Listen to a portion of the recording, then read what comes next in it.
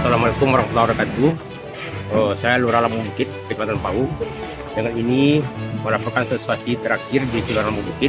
Bahwasannya kemarin hari Rabu tanggal 10 Desember 2025 terjadi lagi banjir susulan. Penyebabnya ialah luapan di sungai irigasi Gunung Nako yang tak tertampung lagi, di mana kondisi pada saat ini sebelumnya juga jalan sudah hancur juga sebelah, ditambah lagi banjir susulan kemarin air hujan yang betul lebat sehingga meluap menimpa dua RW, yaitu RW 04 dan RW 02, mengakibatkan jalan terban amblas total dan tidak bisa lagi dimanfaatkan oleh masyarakat untuk beraktivitas.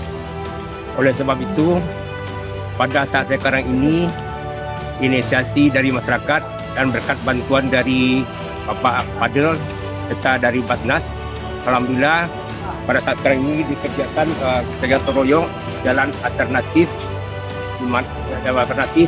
untuk memperlancar akses jalan di kedua RW tersebut, sehingga untuk semacam lagi bantuan-bantuan yang di drop dari pihak baik kecamatan maupun dari donasi bisa disalurkan dengan adanya akses jalan perbaikan jalan ini.